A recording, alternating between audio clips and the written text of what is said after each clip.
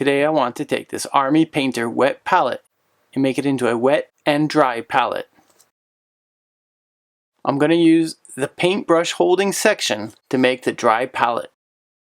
The paintbrush holder can hold some of my brushes, but it's not long enough to hold all of them, so I never use it for actually holding brushes. Since I'm not using it to hold brushes, it seems a waste just having it empty here like this. I went on Reddit to get some ideas, and I saw that somebody had used the inside of an Army Painter wet palette and made a dry palette in here.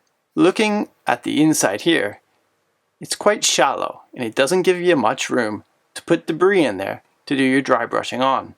But this place that holds brushes, it's quite deep.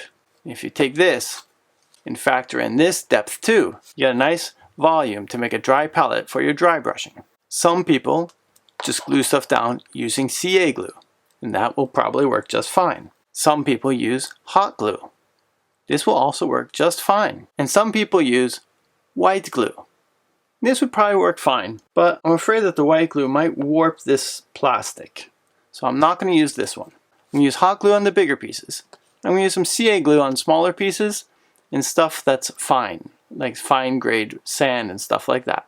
I'm going to cut all these nubs off first. You could leave them and just count them as texture, but I want them gone. If you're going to be using white glue to do this, you might want to leave them because they'd give some extra rigidity. I'm going to use some old wire cutters to cut these off. It's a little hard to cut, so be careful.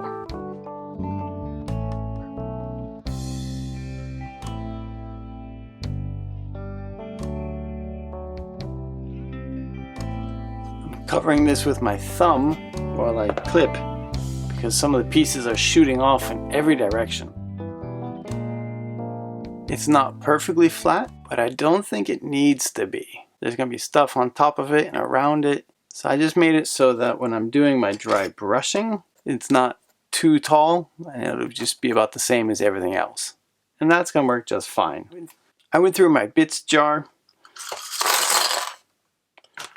and I got some bits.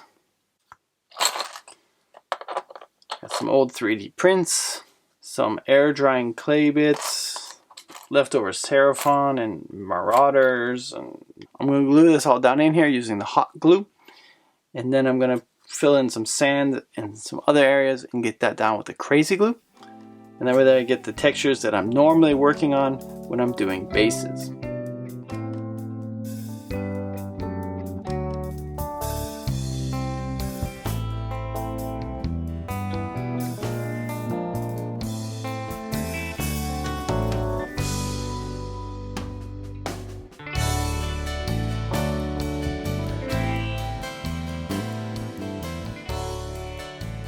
Currently it looks like a hot mess, but don't worry about that. When I do my bases, I often use fine sand, baking soda, some green tea. So I'm going to put some of that in here now. For that I need some CA glue. I'm going to put down some glue, sprinkle on some sand. Don't let this fume up into your eyes, folks. It can be nasty.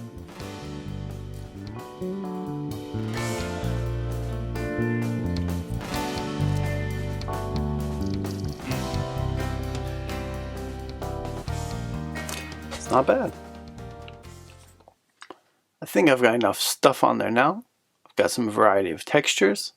I've got scaly stuff, metal stuff, some round bits, some hard edged pieces. So I've got a good variety of texture to do my dry brushing on to make sure when I'm doing my miniatures that I'm not getting too much on the miniature. Once I had everything the way I liked it, I spritzed it down with some heavily watered down PVA glue just to make sure that everything stayed in place. Now that the PVA is all dry, I'm going to tape the edges and then hit everything with some black primer.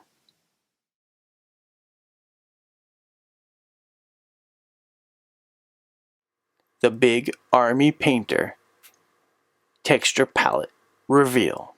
Ja-jam! Texture palette for dry brushing.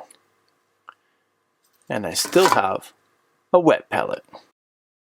Recently I've been using my wet palette more than I had been previously. Having a dry brushing texture palette to use with it is going to be really great, I think. This was really easy. I just slapped all this together last night. Waited for the glue to dry when I spritzed it on. Primed it today, and she's ready to go. Thanks for watching, everybody. I hope you liked this video. If you've got any questions, put them down below. I always read them, and I love getting them. Stay safe, keep enjoying the hobby, and I'll see you next time.